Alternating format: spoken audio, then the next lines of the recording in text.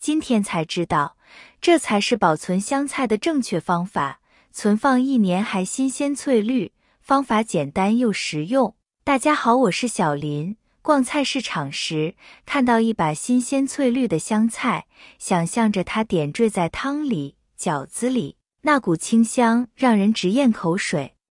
可一买回家，放冰箱没2天，香菜叶就黄了一半，还散发出一股要坏了的味道，直接都扔进垃圾桶。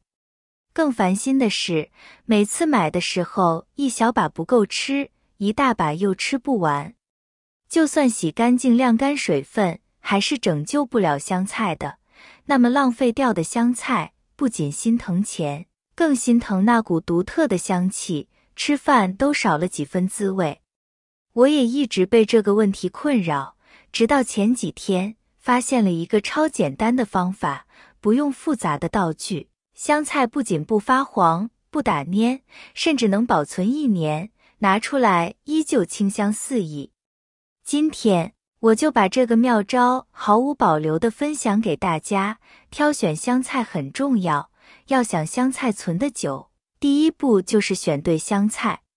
以下几点需要注意： 1. 根部鲜嫩，选购时尽量挑那些根部白嫩、带泥的香菜，这说明香菜是刚刚采摘下来的，水分充足。2. 叶片完整，叶子不要发黄或有腐烂的迹象，选那些翠绿、完整的香菜。3. 茎部粗壮，茎干直立粗壮的香菜，营养储备更丰富，保存时也更耐存放。首先，我们把买回家的香菜进行挑选，把里面不好的、坏掉的挑选出来，之后将香菜的根部腐烂发黄发黑的叶子摘下来。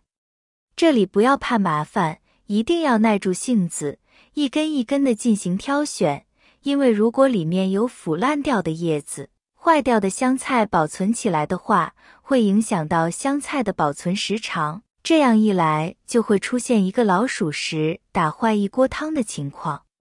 挑选好放在一旁备用。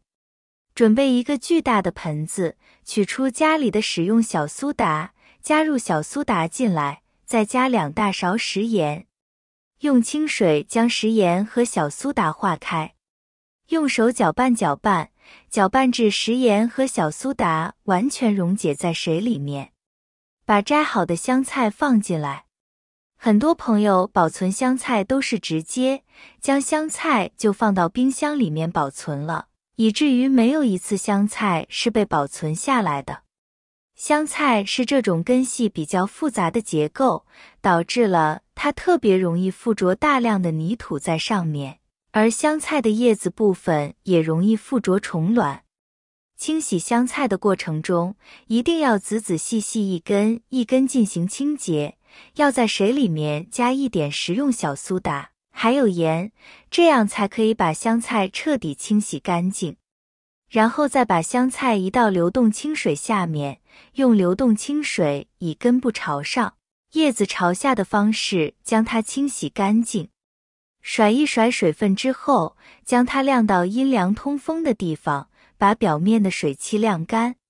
不管保存任何东西，水分是最大的敌人，有水分那么就保存不长，这个是基本常识。放在阴凉通风的地方晾上1个小时，水分就已经完全晾干了。比较着急的，可以用纸巾擦一擦水分，或者是用电吹风吹一吹，晾干水分的香菜现在就可以进行保存了。方法1，把一张厨房纸巾彻底弄湿后，将香菜的底部包起来，无论香菜有无根部做法都一样。如果香菜萎掉了，请先将底部切掉一小节再包，包好后香菜会慢慢复活。如果烂掉了，请勿食用。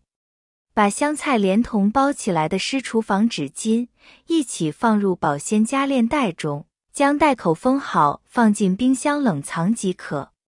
用此方法保存的香菜不但能放更多天，还能保持脆口。方法2，切成自己想要的长度。我家喝汤吃汤面时用香菜比较多，再就是涮火锅时蘸料要用到香菜，我通常都是把它切成小碎段。切完之后再次摊开晾一会儿，让切口处变得比较干爽，拿出准备好的罐子、瓶子都可以。我家常备各种罐子，便于保存各种食物和蔬菜，整齐还美观，密封性也好。把切好的香菜装进去，封好口，放进冰箱冷藏室保存即可，但是不能冷冻的。玻璃的杯子不可以冷冻。吃汤水饺时，把香菜拿出来些，然后封好继续放冰箱。依旧新鲜如初，香气如初，这个方法非常不错，大家可以试试看。方法3，保存方法很简单，只需要准备一块保鲜膜，将需要保存的香菜完全包裹起来。包裹时要确保保鲜膜与香菜表面没有空气，将保鲜膜紧紧地包裹在香菜上，并将多余的空气挤压出来。然后将包裹好的香菜放在冰箱的冷藏室中。通过这种方法，即使放上1个月，香菜也不会变坏。想吃的时候，随时可以取出。如果想要保存更长时间，可以将香菜放在冷冻室中，在低温下，香菜的保存时间会更长，甚至可以保存半年，而且不会影响其新鲜程度。第4个方法，找几个塑料瓶，如果是饮料瓶，要先彻底清洗干净后才能使用。塑料瓶从靠近瓶口的位置剪开，把塑料瓶一分为2，然后往瓶里加入小半勺的白糖。香菜的根须穿过瓶口，轻轻拉扯整理一下，让香菜的根部全部露出来。将瓶口倒扣，放入瓶子底座。接着倒入清水，水量能没过香菜根就可以，不用太满。清水最好选用过滤水，不要直接用自来水。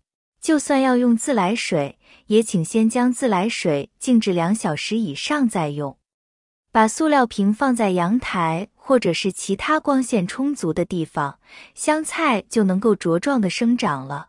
不用几天，新鲜的茎叶就会重新生长出来，大概小半个月就可以收割了。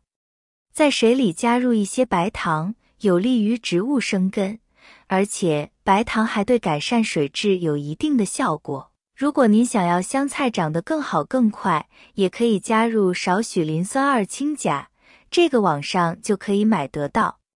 塑料瓶里的清水要每隔2-3天换一次，以保证水质干净，防止香菜根部出现腐烂的情况。香菜具有独特的气味，可以用来驱虫，所以地里种植的香菜感染病虫害的几率是非常低的。在家里培植香菜还可以起到驱赶蚊虫的作用，真是一举两得。等香菜重新长好以后，需要的时候每次掐几根就可以了，这样就有源源不断的香菜供应了。香葱也可以用这个方法在家培育哦。好了，朋友们，今天精彩的视频分享好了，保存香菜的小技巧，您学会了吗？如果大家觉得今天的分享对您有帮助，就麻烦您好评价转发吧。如果您还想了解更多的生活小技巧，欢迎点赞加关注。如果您有更好的小妙招，也可以在屏幕下方留言哦。感谢大家的支持和鼓励，谢谢大家了，我们明天视频再见。